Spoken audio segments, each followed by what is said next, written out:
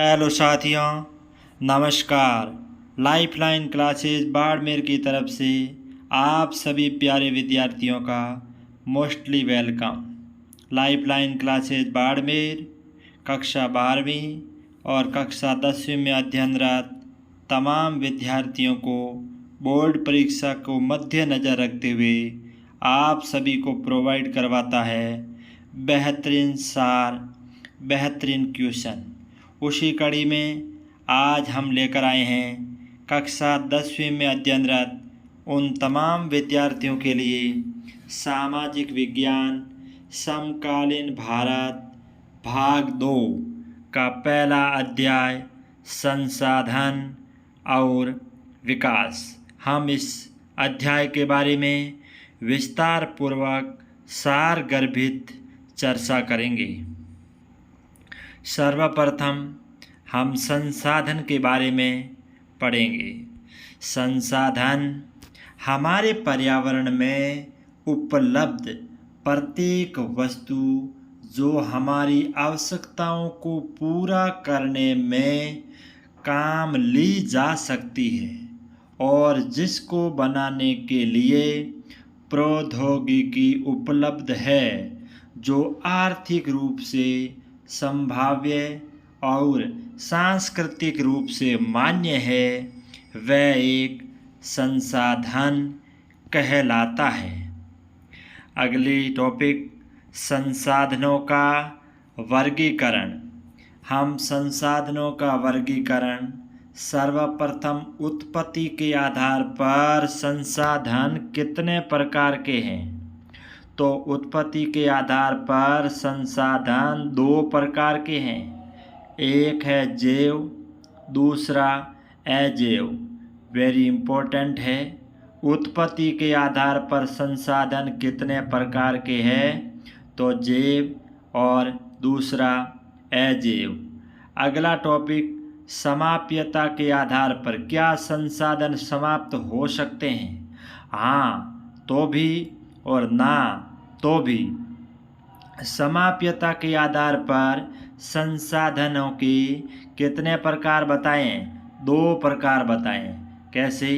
एक वे संसाधन जो समाप्त हो सकते हैं या नहीं हो सकते हैं, नवीकरणीय योग्य संसाधन, और दूसरा है अनवीकरणीय योग्य संसाधन। ऐसे संसाधन जो समाप्त नहीं हो सकते, जिन्हें पुनः पूरित किया जा सकता है, वे नवीकरणीय योग्य है, और जिन्हें लाख कोशिश करने के बाद भी पुनः पूरित नहीं किया जा सकता, उन्हें अनवीकरण योग्य संसाधन कहते हैं। काफ़ी इम्पोर्टेंट है। अगला टॉपिक स्वामित्व के आधार पर संसाधन के कितने प्रकार है? स्वामित्व का अर्थ होता है मालिक। स्वामित्व के आधार पर संसाधन के 4 प्रकार बताए हैं और वेरी इम्पोर्टेंट भी है। और उसमें हम बताएंगे व्यक्तिगत, जैसे राम नामक व्यक्ति के पास 100 बीघा जमीन है, वह उसकी व्यक्तिगत संपत्ति है।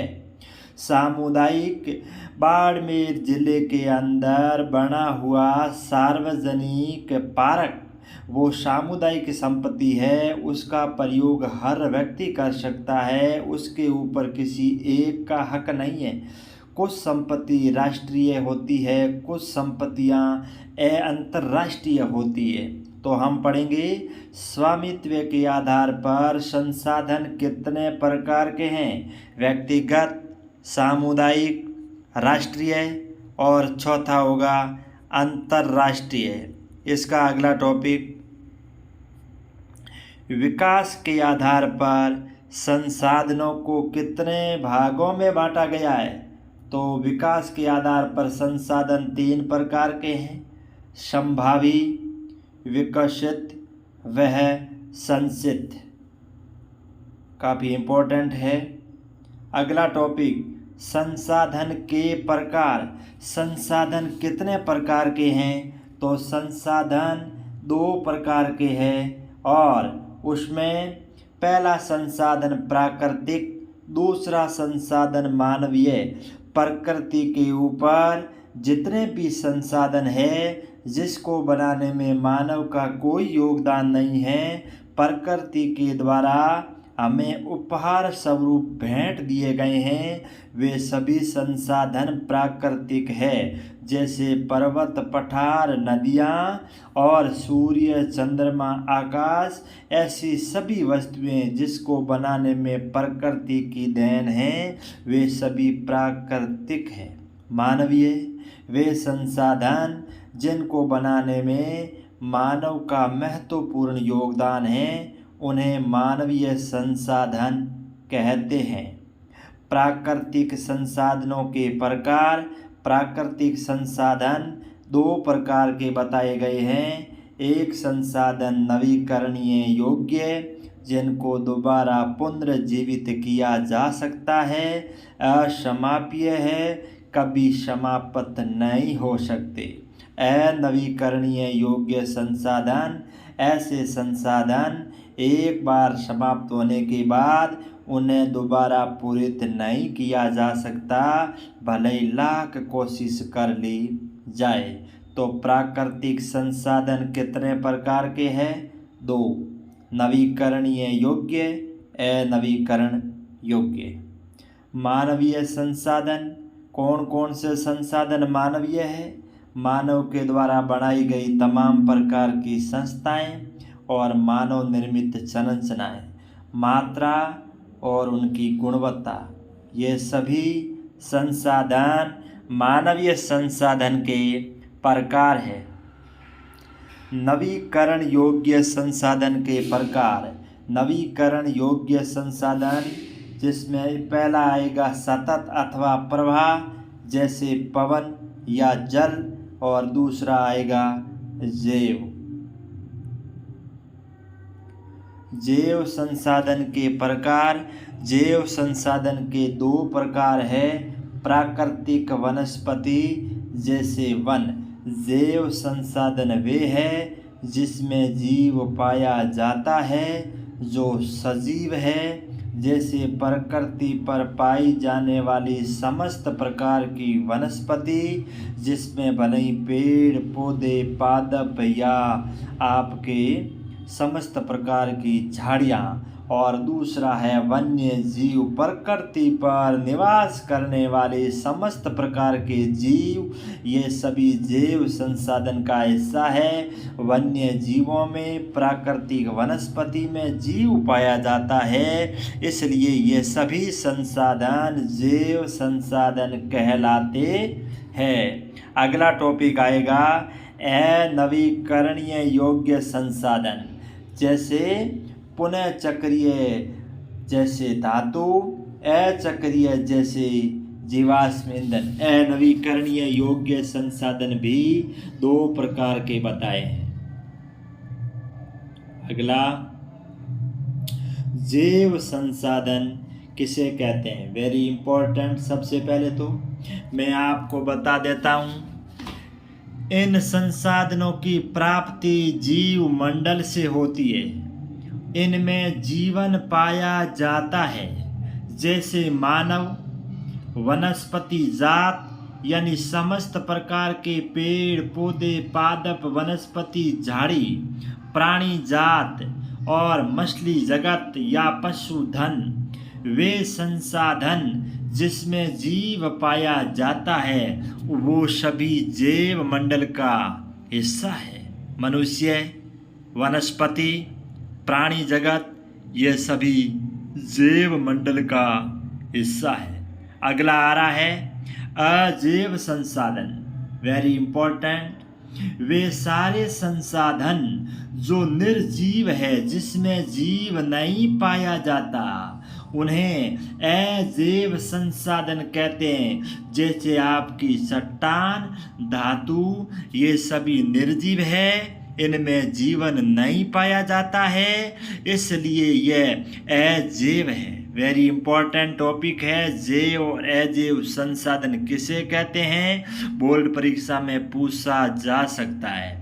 जैव संसाधन और अजैव संसाधन में कोई दो अंतर लिखिए, या जैव संसाधन के उदाहरण और अजैव संसाधन के उदाहरण। कक्षा 10वीं के विद्यार्थी होने के नाते जैव संसाधन का उदाहरण है प्राणी जगत। प्राणी जगत में आप किसी को भी ले सकते हैं, पशु पक्षी मानव, और इसके अलावा आपका आएगा वनस्पति जगत, जिसके अंदर पेड़ पौधे झाड़ियाँ घास वे सभी इनका हिस्सा है। अगला टॉपिक आ रहा है नवीकरण योग्य संसाधन। वे संसाधन जिन्हें भौतिक रासायनिक यांत्रिक प्रक्रियाओं द्वारा नवीकृत या पुनः उत्पन्न किया जा सकता है, उन्हें नवीकरण योग्य पुनः पूर्ति योग्य संसाधन कहा जाता है। ऐसे संसाधन जिन्हें भौतिक या रासायनिक या यांत्रिक प्रक्रियाओं के द्वारा उन्हें नवीकृत या पुनः उत्पन्न किया जा सकता है, ऐसे संसाधन नवीकरण योग्य संसाधन कहलाते हैं। ऐसे संसाधन कौन से हैं? सूर्य से मिलने वाली सौर ऊर्जा, हवा से मिलने वाली पवन ऊर्जा, पानी से निकलने वाली जल ऊर्जा और समस्त प्रकार के वन जिन्हें हम दोबारा उत्पन्न कर सकते हैं। ये असमाप्य है, ध्यान दें, ये असमाप्य है, ये नवीकरणीय है, और वेरी इंपॉर्टेंट टॉपिक है, ये संसाधन नवीकरणीय है, ये संसाधन असमाप्य है और कभी समाप्त नहीं हो सकते। अगला टॉपिक आ रहा है अनवीकरणीय योग्य संसाधन। वे संसाधन जो दोबारा उत्पन्न नहीं किए जा सकते, जैसे इन संसाधनों का विकास एक लंबे भूवैज्ञानिक अंतराल में होता है। खनिज और जीवाश्म ईंधन इस प्रकार के संसाधनों के उदाहरण है।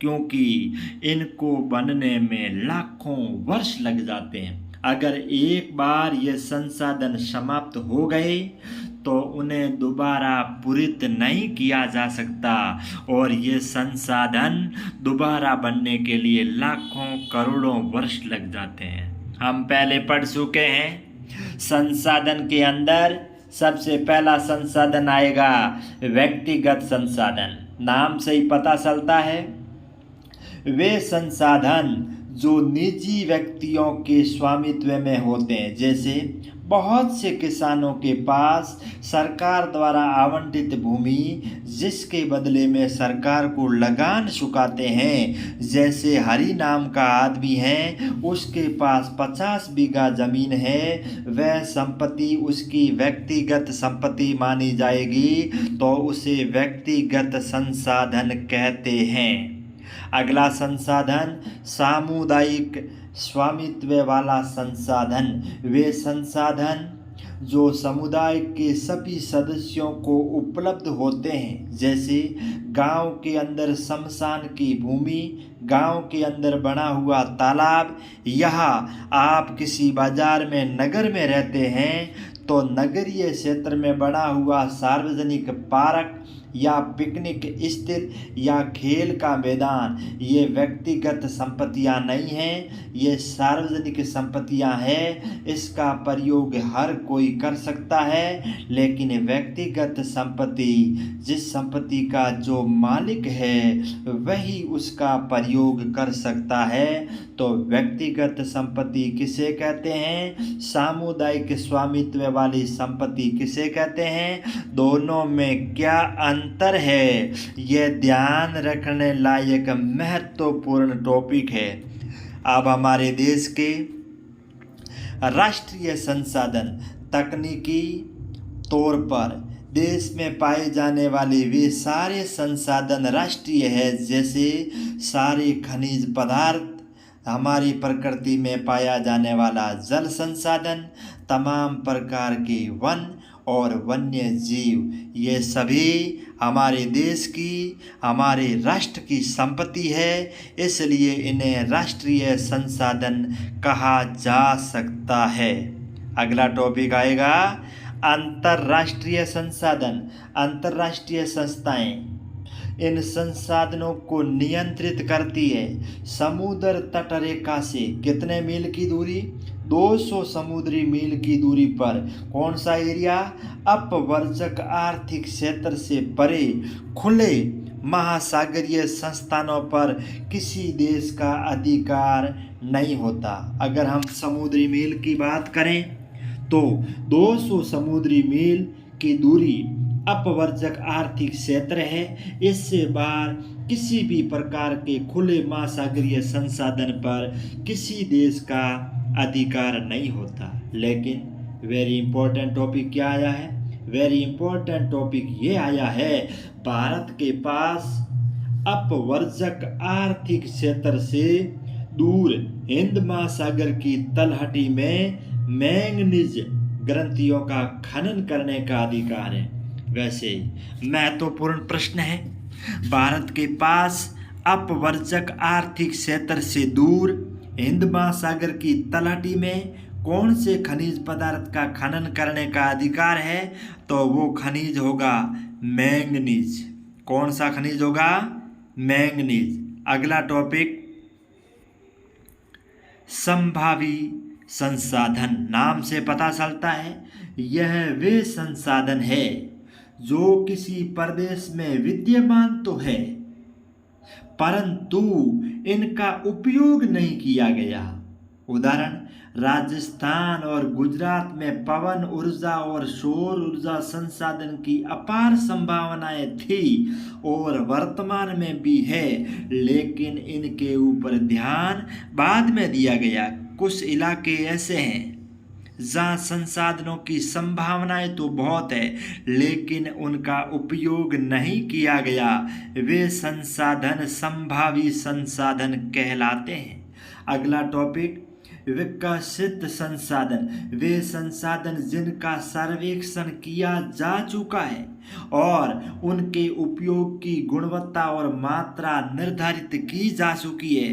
कितनी मात्रा है और कितनी इसकी गुणवत्ता है, इनका निर्धारण किया जा चुका है। वे संसाधन विकसित संसाधन कहलाते हैं। अगला टॉपिक, भंडार। पर्यावरण में उपलब्ध वे पदार्थ जो मानव की आवश्यकताओं की पूर्ति कर सकते हैं परंतु उपयुक्त प्रौद्योगिकी के अभाव में उसकी पहुंच से बाहर है। जैसे इस दुनिया के अफ्रीका महाद्वीप के अंदर खूब सारे संसाधन हैं।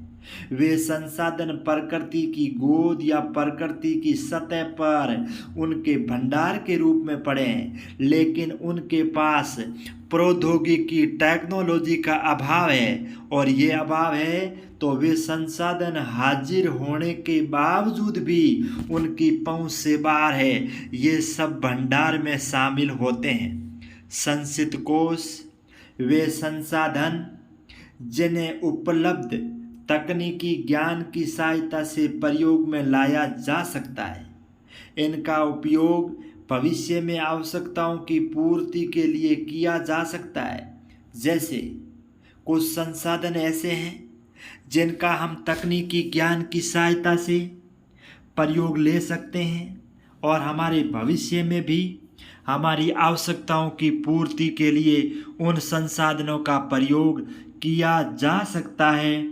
ये संसाधन संचित कोष में आते हैं।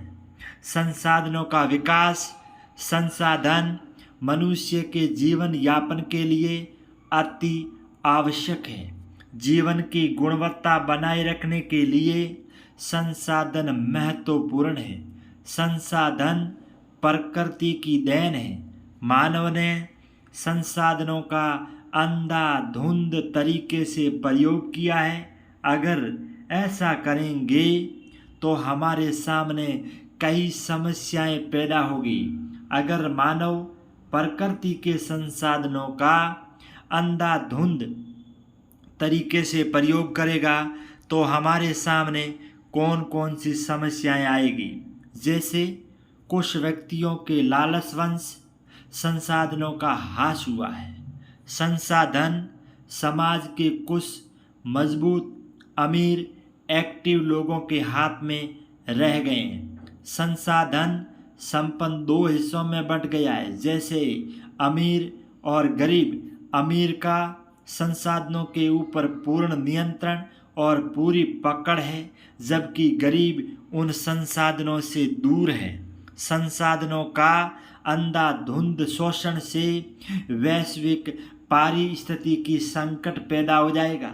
अगर इस प्रकृति के ऊपर पड़े संसाधनों का मानव अंधाधुंध तरीके से प्रयोग करेगा तो विश्व का पारिस्थितिकी संकट बिगड़ जाएगा। यह तय है। अगर ऐसा हुआ तो क्या समस्या होगी? भूमंडलीय तापमान होगा, यानी भूमंडलीय तपन, ओजोन परत में छेद, पर्यावरण में प्रदूषण और हमारी भूमि निम्नीकरण। ये सभी समस्याएं मानव जाति के लिए घातक है। महात्मा गांधी कहा करते थे, अगर आप प्रकृति को नुकसान पहुंचाओगे तो एक दिन प्रकृति आपको नुकसान पहुंचाएगी। अगला टॉपिक आ रहा है साथियों, वेरी वेरी इम्पोर्टेंट है, और टॉपिक है सतत पोषणीय विकास। सतत पोषणीय विकास क्या है? आप ध्यान से देखें। सतत पोषणीय विकास वह आर्थिक विकास है जो विकास पर्यावरण को बिना नुकसान पहुंचाए। वर्तमान विकास की प्रक्रिया भविष्य की पीढ़ियों की आवश्यकता को ध्यान में रखकर किया जाए। साथियों, सतत पोषणीय विकास एक ऐसा आर्थिक विकास है जो विकास तो हो, लेकिन प्रकृति के पर्यावरण को किसी भी प्रकार का नुकसान नहीं पहुँचे। विकास की प्रक्रिया भी चलती रहे, लेकिन ऐसा विकास कि तमाम संसाधन आज ही खत्म नहीं हो जाए। आने वाली भविष्य की पीढ़ियों की आवश्यकता को ध्यान में रखकर किया जाए। हम भी प्रकृति के संसाधनों का प्रयोग करें और आने वाली पीढ़ी भी इन संसाधनों का प्रयोग कर सकें। इसके लिए हमें संसाधनों का पूरा ध्यान रखना है। एक अगला टॉपिक आ रहा है रियो डी जेनेरियो। साथियों, Rio de Janeiro very important. सबसे पहले रियो डी जेनेरियो एक स्थान है, शहर है। किस देश में आता है? ब्राज़ील। वहाँ पर क्या हुआ? पृथ्वी सम्मेलन। कब हुआ? 1992 में। पक्का बोर्ड परीक्षा में आने लायक क्वेश्चन। रियो डी जेनेरियो सम्मेलन कहाँ आयोजित किया गया? तो लिखोगे ब्राज़ील। रियो डी जेनेरियो किस देश में आता है? ब्राज़ील। कैसा सम्मेलन बुलाया गया? पृथ्वी सम्मेलन। और कब बुलाया गया? 1992। जून 1992 में। सब देशों के राष्ट्रीय अध्यक्ष कौन से शहर में? ब्राज़ील के शहर का नाम रियो डी जेनेरियो में। कौन सा अंतर्राष्ट्रीय पृथ्वी सम्मेलन हुआ? पहला। अब एक टॉपिक बनता है, प्रथम अंतर्राष्ट्रीय पृथ्वी सम्मेलन का आयोजन कहाँ किया गया? क्या लिखोगे? ब्राज़ील। शहर का नाम रियो डी जेनेरियो। कब? जून 1992। वेरी इंपॉर्टेंट है। अब इस सम्मेलन का आयोजन क्यों किया गया? इस सम्मेलन का आयोजन विश्व स्तर पर उभरते पर्यावरण संरक्षण, सामाजिक आर्थिक विकास, इन सभी की समस्याओं का हल ढूंढने के लिए दुनिया के नेता यहाँ इकट्ठे हुए। आ सकता है।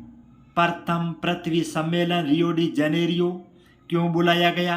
क्योंकि विश्व स्तर पर पर्यावरण संरक्षण की कई समस्याएं हैं, सामाजिक आर्थिक विकास की समस्याएं हैं। उन सब का हल निकालने के लिए दुनिया के नेता यहाँ पर इकट्ठे हुए। इस सम्मेलन में एकत्रित नेताओं ने भूमंडलीय जलवायु परिवर्तन, जैविक विविधता पर एक घोषणा पत्र निकाला और जिसके ऊपर सभी ने अपने हस्ताक्षर किए।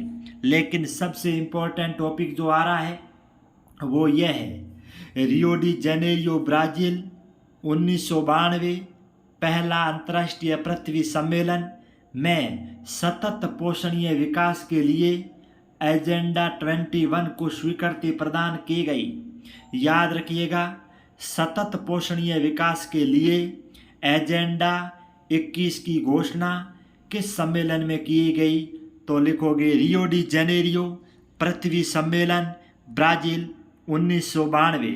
एजेंडा 21 घोषणा क्या है? हमने ये तो कह दिया, लेकिन है क्या? 1992 में ब्राज़ील देश के रियो डी जेनेरियो शहर में संयुक्त राष्ट्र पर्यावरण विकास सम्मेलन के तत्वाधान में राष्ट्राध्यक्षों द्वारा इन्हें स्वीकृत किया गया। और इस एजेंडा का उद्देश्य क्या है?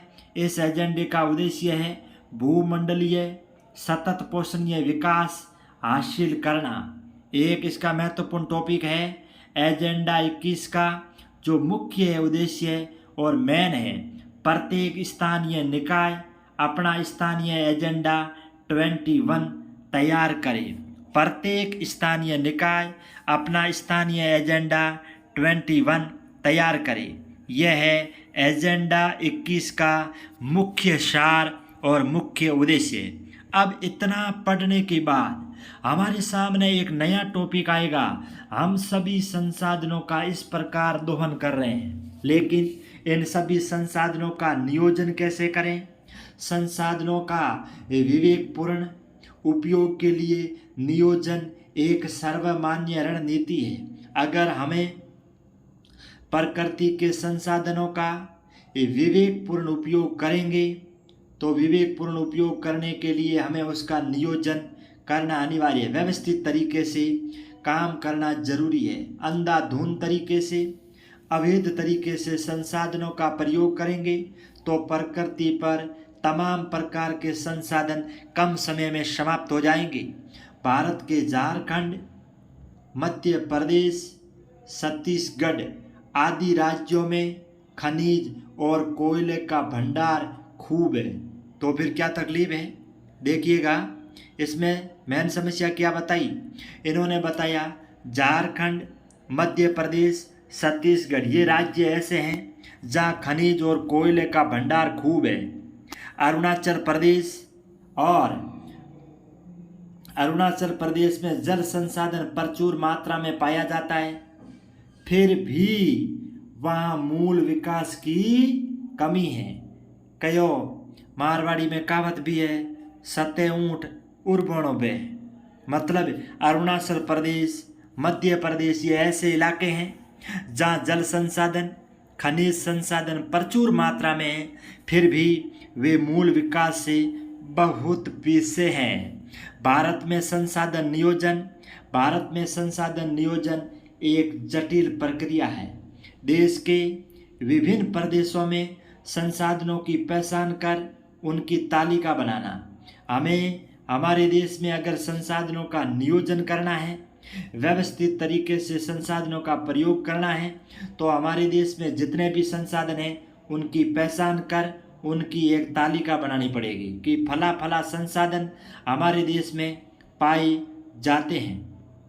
दूसरा टॉपिक कि इस कार्य में क्षेत्रीय सर्वेक्षण करना, इन सभी जो खनिज जहाँ पाए जाते हैं उनका मानचित्र बनाना कि ये संसाधन इन इलाकों में पाए जाते हैं। संसाधनों का गुणात्मक वह मात्रात्मक अनुमान लगाना कि कोई भी संसाधन कितनी मात्रा में कितने गुण हैं उनका अनुमान लगाना।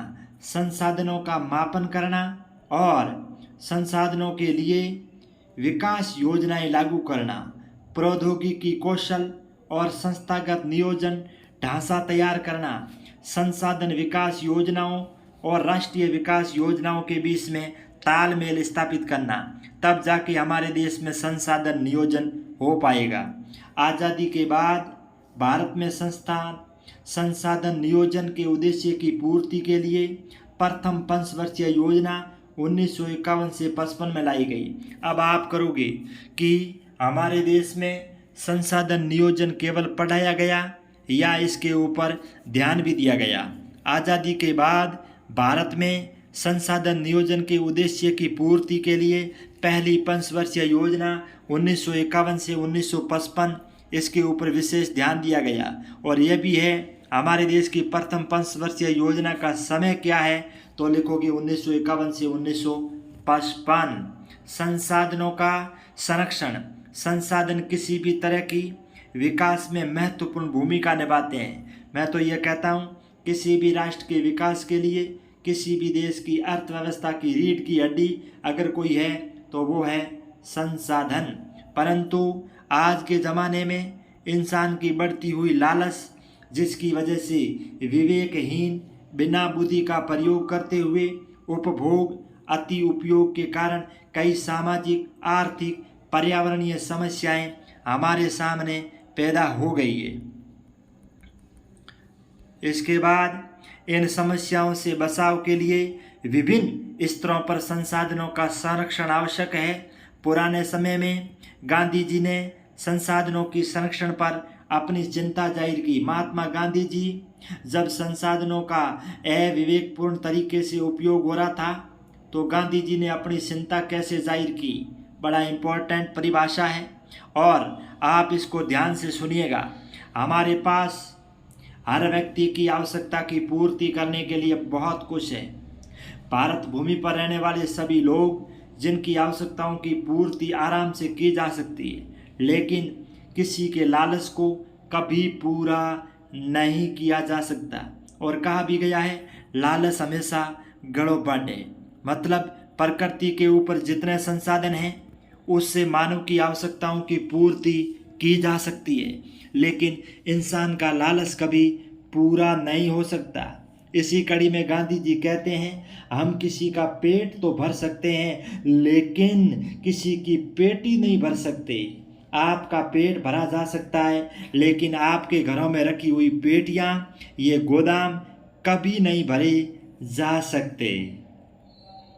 अंतर्राष्ट्रीय स्तर पर व्यवस्थित तरीके से संसाधनों के संरक्षण की वकालत कब की गई? 1968 में क्लब ऑफ रोम ने की थी। काफ़ी इम्पोर्टेंट टॉपिक है। और 1987 में ब्रुएंडलैंड आयोग रिपोर्ट द्वारा वैश्विक स्तर पर संसाधन संरक्षण में मूलाधार योगदान के लिए सतत पोषणीय विकास की संकल्पना प्रस्तुत की और संसाधन संरक्षण की वकालत की। यहाँ मुद्दा उठाया गया और सतत पोषणीय विकास की बात कही गई। भू संसाधन, हम जिस भूमि पर रहते हैं इस भूमि पर अनेक प्रकार की आर्थिक क्रियाकलाप होते हैं। भूमि एक महत्वपूर्ण प्राकृतिक संसाधन है। इस प्रकृति का सबसे मूल्यवान संसाधन है भूमि, और जिसके ऊपर अनेक प्रकार की भू आकृतियाँ पाई जाती है। कक्षा 10वीं के विद्यार्थी होने के नाते आपको ध्यान होना चाहिए, प्रकृति के ऊपर अनेक प्रकार की कौन कौन सी भू आकृतियाँ हैं, जैसे पर्वत, पठार, मैदान, मरुस्थल, द्वीप और इसके अलावा कई प्रकार के टापू या नदियाँ, ये सब प्रकृति के ऊपर पाई जाने वाली भू आकृतियाँ हैं। भूमि एक सीमित संसाधन है। मैं आपको बता देता हूँ, 2011 से 2021 तक भारत की जनसंख्या की गिनती अगर नहीं हुई है, फिर भी हमारे देश में जनसंख्या तेज़ गति से बढ़ रही है। बढ़ती हुई जनसंख्या की मांग बढ़ती है, लेकिन भूमि एक सीमित संसाधन है। आप कोई बताएंगे क्या भूमि को बढ़ाया जा सकता है? कभी नहीं। इसलिए उपलब्ध भूमि का विभिन्न उद्देश्यों के लिए उपयोग सावधानी और योजनाबद्ध तरीके से होना चाहिए।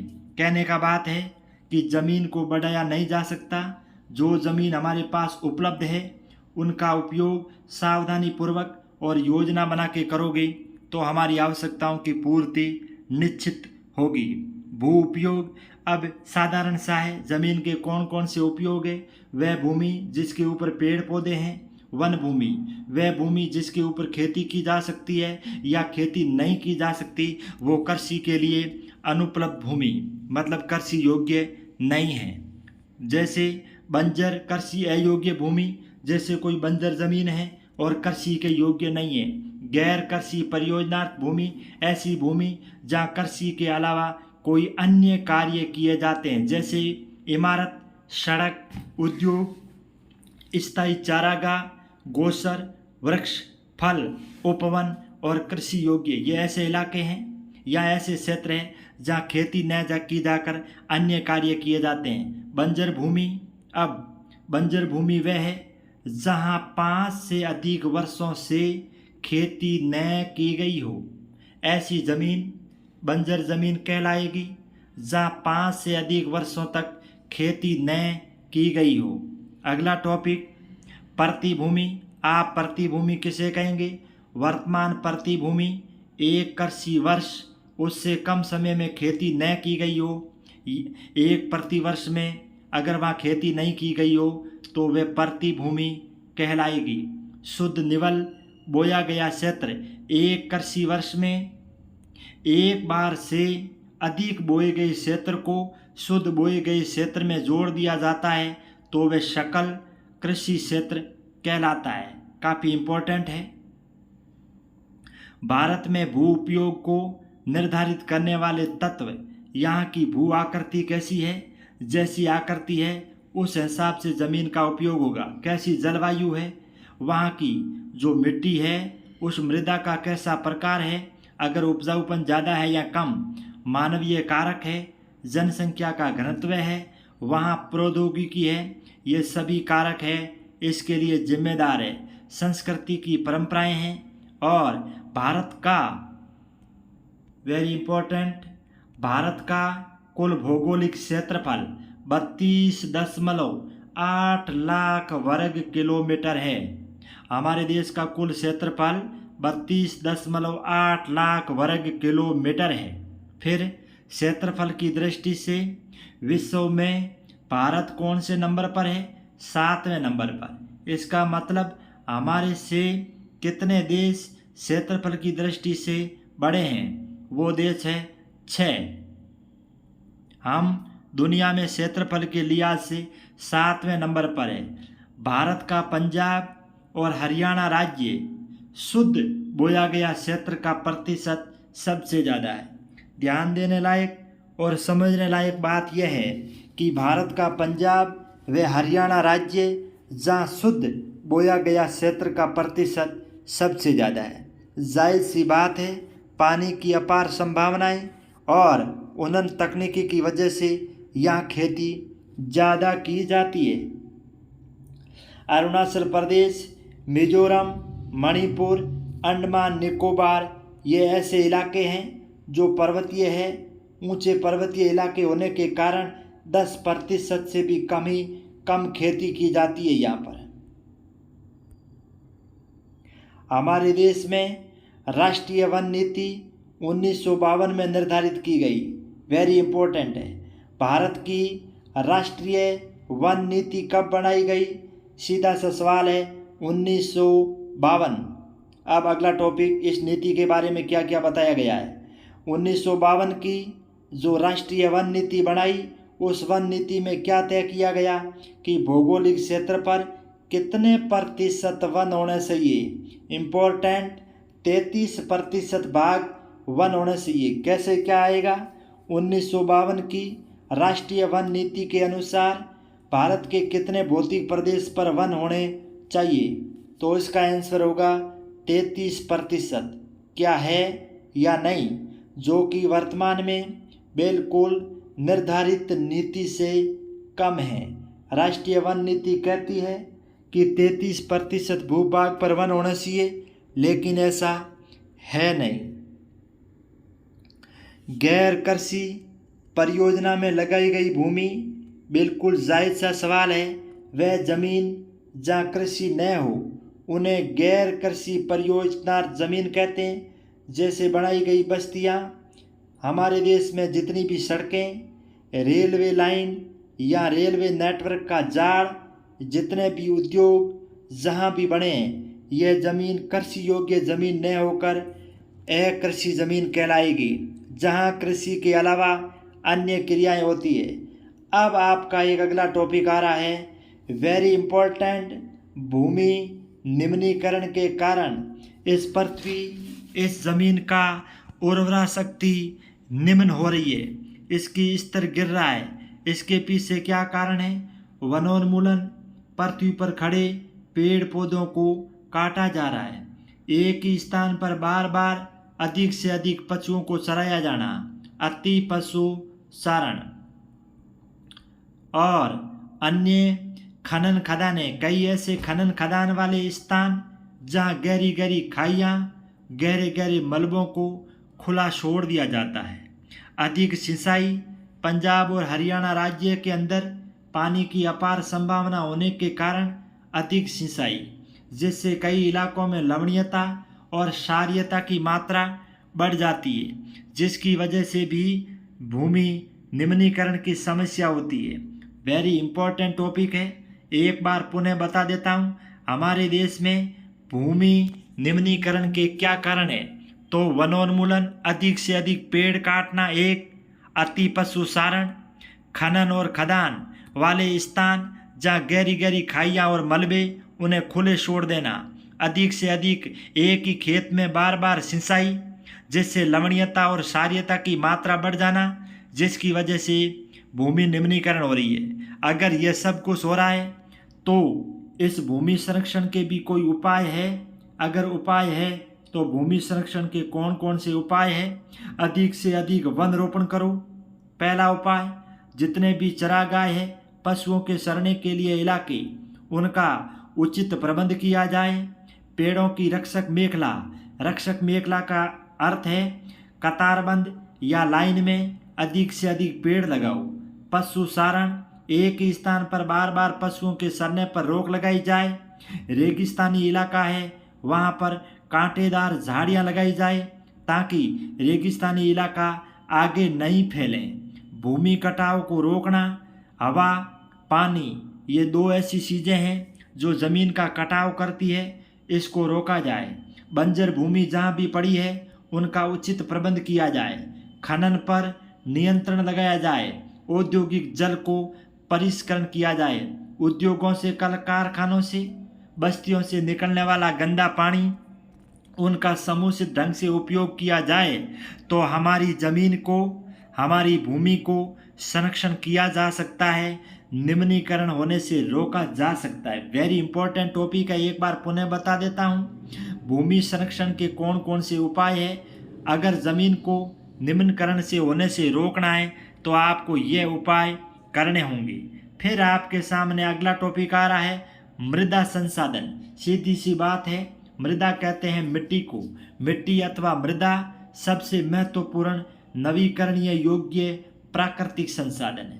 पहली बात, यह प्राकृतिक संसाधन है, इसके ऊपर मानव का कोई जोर नहीं है। यह नवीकरणीय योग्य है और इस खनिज को प्रकृति के द्वारा बनाया गया है। कुछ सेंटीमीटर गहरी मृदा, एक मामूली सी सेंटीमीटर मृदा को बनने में लाखों वर्ष लग जाते हैं। मृदा बनने की कौन कौन सी प्रक्रिया है, उनके कौन कौन से कारक है जो काफ़ी वेरी इम्पोर्टेंट है। उच्चावच, जनक सेलें, संस्तर सेल, और इसके अलावा जलवायु, वनस्पति और वन्य जीव पदार्थ, ये सभी ऐसे तत्व हैं जो मिट्टी के निर्माण के कारक हैं। मृदा जैव और अजैव दोनों प्रकार के पदार्थ बनाती है, यानी जैविक, अजैविक दोनों पदार्थों का निर्माण मृदा या मिट्टी के द्वारा किया जाता है। भारत में कौन कौन सी मृदा पाई जाती है? भारत में जलोढ़ मृदा, काली मिट्टी, और काली मिट्टी के अलावा लाल व पीली मिट्टी, लैटेराइट मिट्टी, मरुस्थली मिट्टी, वन मिट्टी, ये हमारे देश में पाई जाने वाली कुछ मिट्टियाँ हैं या मृदा है। और अब हम वेरी इंपॉर्टेंट टॉपिक पढ़ेंगे, जलोढ़ मृदा, जलोढ़ मिट्टी। अब इसके अंदर आप ध्यान दें, इसके बारे में ज़रूर प्रश्न पूछा जाएगा। मैं आपको बता देता हूँ, हमारे देश की सबसे महत्वपूर्ण मृदा कौन सी है? जरूर एक लाइन। दूसरी लाइन, संपूर्ण उत्तरी मैदान, भारत का पूरा पूरा उत्तरी मैदान किस मिट्टी से बना है? जलोढ़ मैदान। जलोढ़ मृदा नदियों द्वारा लाई जाती है और इसका निर्माण नदियों द्वारा किया जाता है। यह मृदा हिमालय की 3 महत्वपूर्ण नदी, भले ही सिंधु हो, गंगा हो, ब्रह्मपुत्र हो, उस नदियों के द्वारा लाए गए निक्षेपण से बनती है। जलोढ़ मिट्टी का निर्माण नदियों द्वारा लाई गई गाद से बनता है। जलोढ़ मिट्टी भारत की सबसे महत्वपूर्ण मिट्टी है। भारत की सबसे उपजाऊ मिट्टी जलोढ़ मिट्टी मानी जाती है। भारत के पूर्वी तटीय मैदान, विशेषकर महानदी गोदावरी, कृष्णा और कावेरी कुछ नदियां हैं जहां के डेल्टा भी जलोढ़ मृदा से बने हैं। जलोढ़ मृदा से बना हुआ भारत का उत्तरी पूर्वी मैदान अनाज की टोकरी कहलाता है। जलोढ़ मृदा के अंदर रेत, सिल्क के विभिन्न अनुपात पाए जाते हैं। आयु के आधार पर, अगला टॉपिक, आयु के आधार पर जलोढ़ मृदा के कितने प्रकार बताए? 2 प्रकार बताए हैं। कौन कौन सा? एक बताया है पुराना जलोढ़, जिन्हें बागर कहते हैं। अच्छी तरह से ध्यान दें। आयु के आधार पर जलोढ़ मृदा कितने प्रकार की होती है? 2 प्रकार की। पहला पुराना जलोढ़, जिन्हें बागर कहते हैं।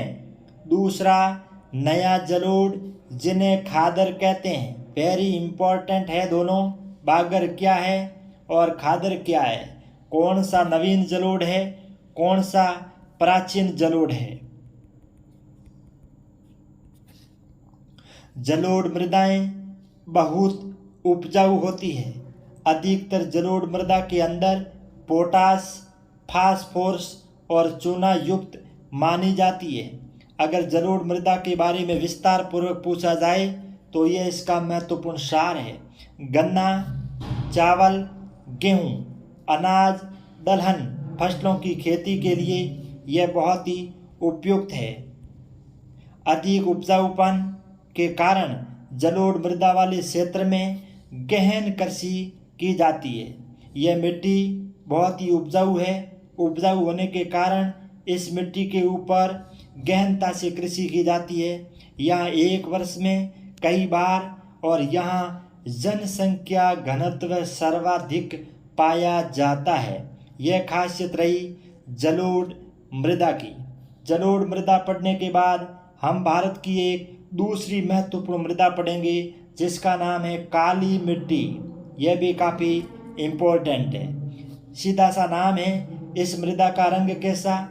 काला। इन्हें कैसी मृदा कहते हैं? रेगर। काली मृदा किस फसल के लिए काम आती है? कपास की खेती करनी है तो काली मिट्टी।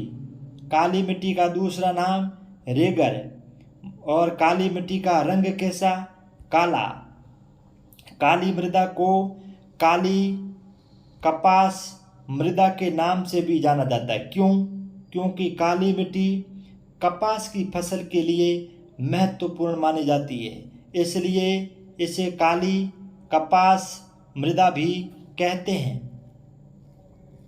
जनक सेलों से काली मिट्टी का निर्माण होता है। महाराष्ट्र, सौराष्ट्र, मालवा, मध्य प्रदेश, छत्तीसगढ़, इन प्रदेशों में यह मिट्टी पाई जाती है। काली मृदा बहुत ही महीन कण और मृत्तिका से बनी है। अगर काली मिट्टी के बारे में विस्तार से पूछा जाए तो यह इसका महत्वपूर्ण सार है और इसमें नमी धारण करने की क्षमता बहुत अधिक होती है। लेटेराइट मृदा। लेटेराइट शब्द किस भाषा से? ग्रीक भाषा के शब्द कौन से लेटर से बना? एक बार पुनः बता देता हूँ। लेटेराइट मृदा ग्रीक भाषा के शब्द कौन से लेटर से बना है? तो जिसका अर्थ क्या होता है? जिसका अर्थ होता है ईंट। भारी वर्षा, जब बरसात ज़्यादा होती है तो भारी वर्षा में अत्यधिक निस्सलन का परिणाम है। लेटेराइट मृदा अधिकतर गहरी तथा अम्लीय होती है। इस मिट्टी में पर्णपाती और सदाबहार वन मिलते हैं। इसमें ह्यूमस पर्याप्त मात्रा में पाया जाता है।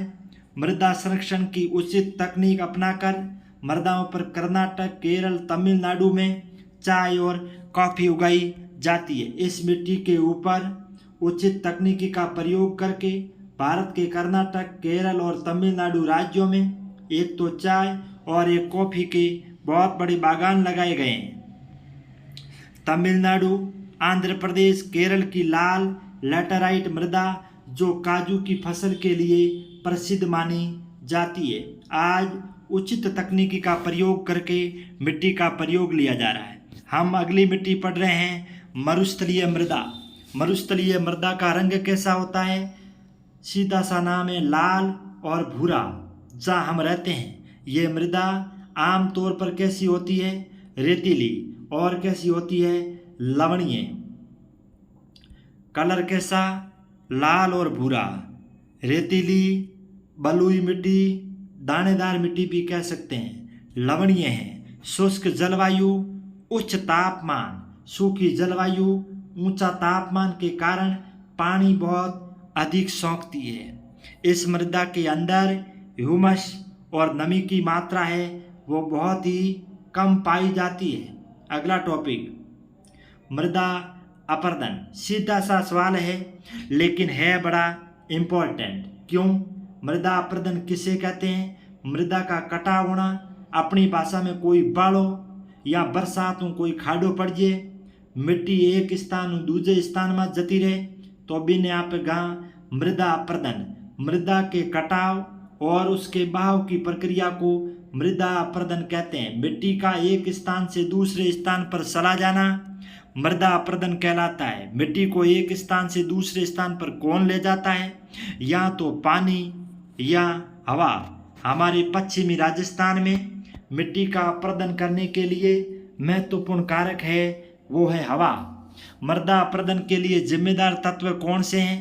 पवन भी ले जा सकती है, हिमनद भी है और जल भी है। ये कारक है जो मिट्टी को काट कर एक स्थान से दूसरे स्थान पर ले जाते हैं। बहता जल मृत्तिका युक्त मृदाओं को काटता है जहाँ गहरी गहरी खाइयाँ बन जाती है जिन्हें भूगोल की भाषा में अवनालिकाएँ कहते हैं, अपनी भाषा में खाडो बाड़ो। बहता जल मृत्तिका युक्त मृदाओं को यानी जमीन के छोटे छोटे मिट्टी के कण को काट कर गहरी खाई बनाते हुए आगे ले जाता है जिन्हें अवनालिकाएँ कहते हैं। ऐसी भूमि इम्पोर्टेंट, ऐसी भूमि जो जोतने योग्य नहीं है, जोतने योग्य नहीं है, खेती के लायक नहीं है, उन्हें उत्खात भूमि कहते हैं। आ सकता है उत्खात भूमि किसे कहते हैं? वह भूमि जो खेती के योग्य नहीं है, जोतने लायक नहीं है, उन्हें उत्खात भूमि कहते हैं। राजस्थान की एकमात्र चंबल नदी बेसिन जहाँ खड्ड भूमि का उदाहरण है। इस नदी के अंदर बिहड़ पाए जाते हैं, गहरे गहरे खड्ड पाए जाते हैं, इसलिए इस बेसिन क्षेत्र को खड्ड भूमि का उदाहरण माना जाता है। पवन द्वारा मैदान अथवा ढालू क्षेत्र से मृदा को उड़ा ले जाने की प्रक्रिया को पवन अपरदन कहा जाता है। हमने पहले पढ़ा था मिट्टी का अपरदन या तो करती है पवन या करता है पानी। जब पवन यानी हवा किसी भी मैदान या कोई ढाल वाला क्षेत्र जहाँ से मिट्टी को उड़ाकर एक स्थान से दूसरे स्थान पर ले जाए, ऐसी प्रक्रिया को पवन अपरदन कहा जाता है। पवन अपरदन किस मिट्टी का भी होता है, जल अपरदन से भी होता है, तो ये दोनों अपरदन काफी इंपॉर्टेंट है। ढाल वाली भूमि जैसे कई ऐसे इलाके हैं भारत के दक्षिणी भाग में, वहाँ ढाल वाली भूमि पर समोच्च रेखाओं के समानांतर हल चलाने से ढाल के साथ जलवायु की गति घटती है। इन्हें समोच्च जुताई कहते हैं। यानी जल की जैसे जैसे ढाल है, ढाल के विपरीत हल चलाते हैं जहाँ से जल की गति धीरे धीरे रुकती है और जल को जमीन सोखती है। इन्हें समोच्च जुताई कहा जाता है। पेड़ों को कतार में लगाकर रक्षक मेखला बनाना ही पवनों की गति को कम करता है। यह कहता है अगर मिट्टी का इस प्रकार अपरदन होता रहेगा तो मिट्टी अपरदन को रोकने के लिए हमें क्या करना चाहिए? तो हमें कतारबंद पेड़ लगाना चाहिए, लाइन से ऐसी पेड़ों की रक्षक मेखला बनेगी तो यहाँ पवनों की गति है वो कम होगी, और पवनों की गति कम होगी तो मिट्टी का अपरदन भी कम होगा। लाइफलाइन क्लासेज यूट्यूब चैनल में आप हमारे साथ अधिक से अधिक जुड़ें, अपने ज्ञान को बढ़ाएं, बोर्ड परीक्षा में अपना बेहतरीन परिणाम दें। मुझे आशा ही नहीं पूर्ण विश्वास है कि आप हमारे चैनल को सब्सक्राइब, लाइक एंड शेयर करेंगे। हमारी यही कामना आपके साथ। आप पढ़ो, आगे बढ़ो, इसी आशा और अपेक्षा के साथ। जय हिंद,